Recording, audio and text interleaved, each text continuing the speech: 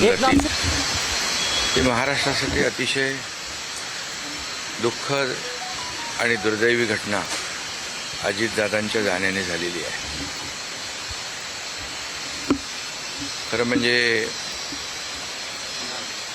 अजितदादा गेले अनेक वर्ष या महाराष्ट्राच्या राजकारणात नेतृत्व करत होते आणि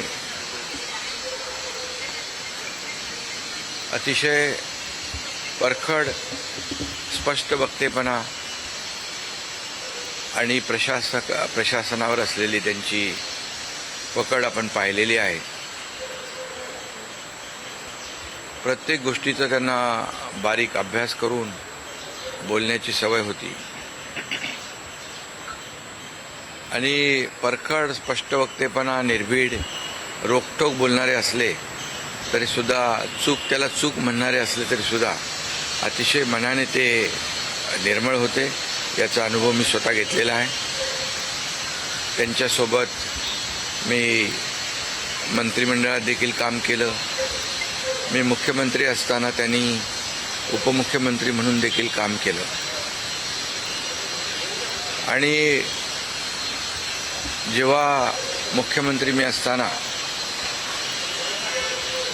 मुख्यमंत्री माझी लाडकी बहीण योजना किंबहुना इतरही योजना जेव्हा आम्ही सुरू केल्या तेव्हा आर्थिक जे काही घडी आहे किंवा आर्थिक तरतूद जी आहे ती अतिशय उत्तमपणे त्यांनी त्यावेळेस केली आणि याचा अनुभव मला आहे.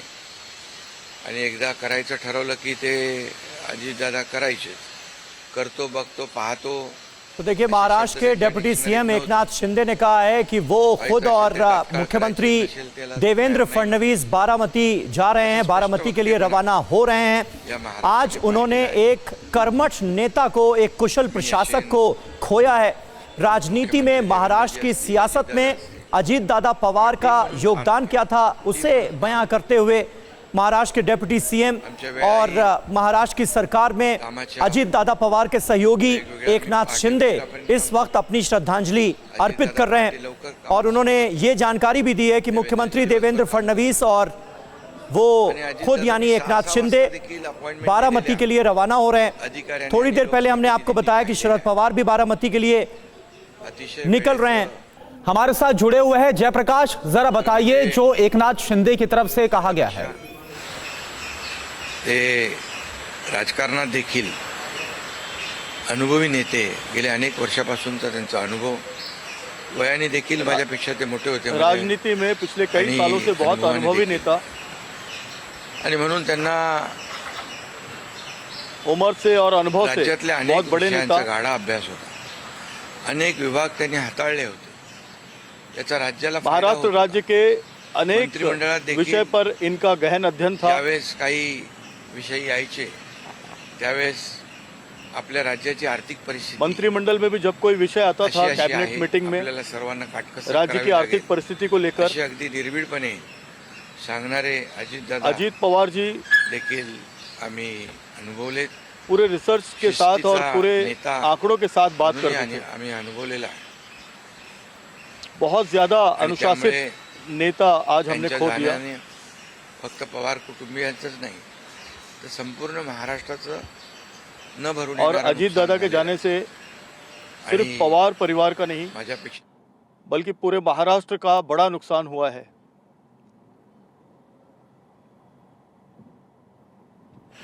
त्यामुळे राजकारणातले आम्ही तिघजण आज एक टीम म्हणून काम करत असलो राजनीति सुद्धा एक मोठा भाऊ में हरपल्याची, हम गेल्याची अजीत भावना पवार देखील, जी के दुःख साथ देखील एक टीम माझ्या मनामध्ये आहे.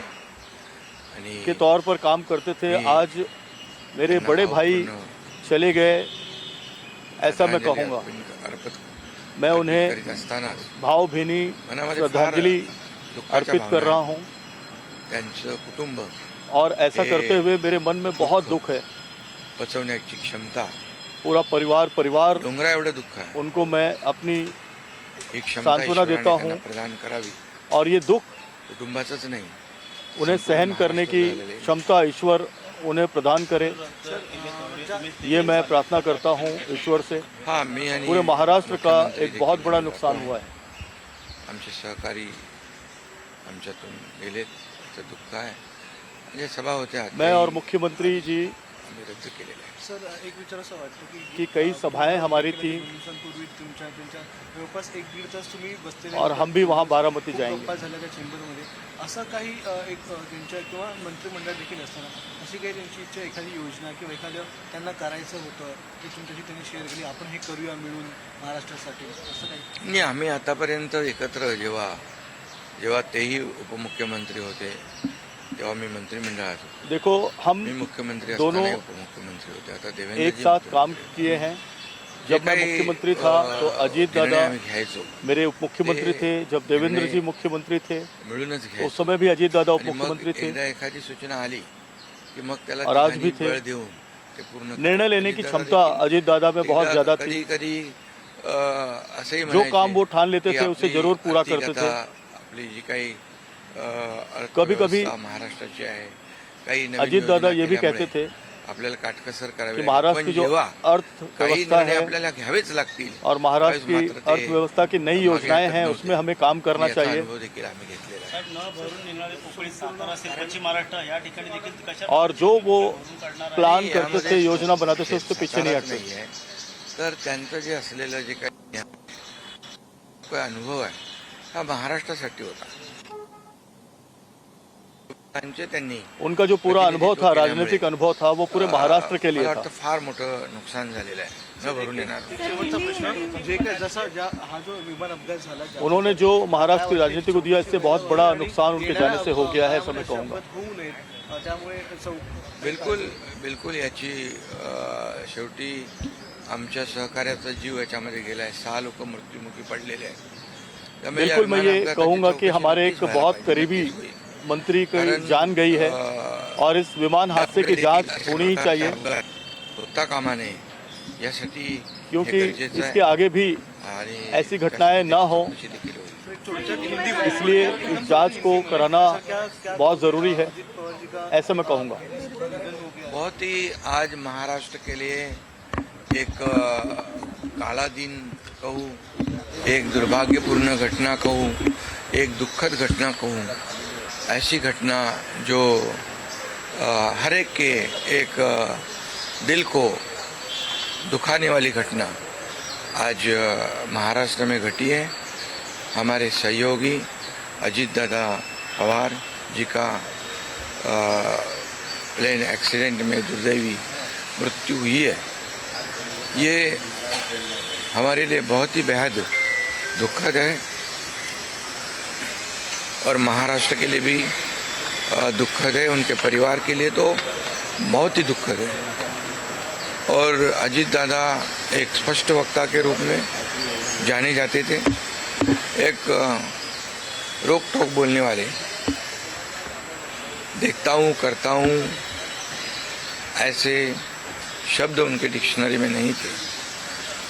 जो होना है वो तुरंत करते थे, जो नहीं होना है उसे साफ ना कहते थे. लेकिन वो कड़े शब्दों में कहते भी, लेकिन मन के बहुत अच्छे थे. और इसका अनुभव मैंने लिया है. उनके उप मुख्यमंत्री कार्यकाल में मैंने मंत्री के रूप में काम किया. मैं मुख्यमंत्री था तभी उन्होंने उप मुख्यमंत्री के रूप में काम किया. आज देवेंद्र जी मुख्यमंत्री है, उनमें भी हम दोनों ने उप मुख्यमंत्री के रूप में काम किया है. हम टीम बनकर काम कर रहे थे, महाराष्ट्र को आगे बढ़ा रहे थे. तो महाराष्ट्र के डिप्टी सीएम एकनाथ शिंदे को आप सुन रहे थे और एकनाथ शिंदे मुख्यमंत्री देवेंद्र फडणवीस के साथ खुद भी बारामती के लिए रवाना हो रहे हैं.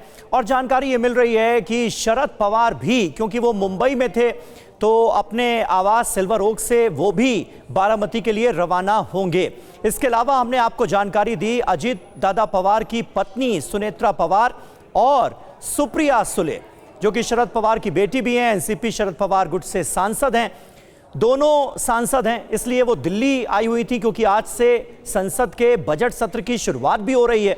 और जैसे ही इस हादसे के बारे में पता चला तो दोनों साथ में ही बारामती के लिए रवाना हुई हैं। हालांकि एक दिक्कत यह है कि पहले उन्हें पुणे जाना होगा और पुणे एयरपोर्ट क्योंकि एक डिफेंस एयरपोर्ट है इसलिए फिलहाल वो नो फ्लाई जोन है, तो बारामती पहुंचने में उन्हें थोड़ा वक्त लग सकता है। ये ताज़ा जानकारी सामने आ रही है।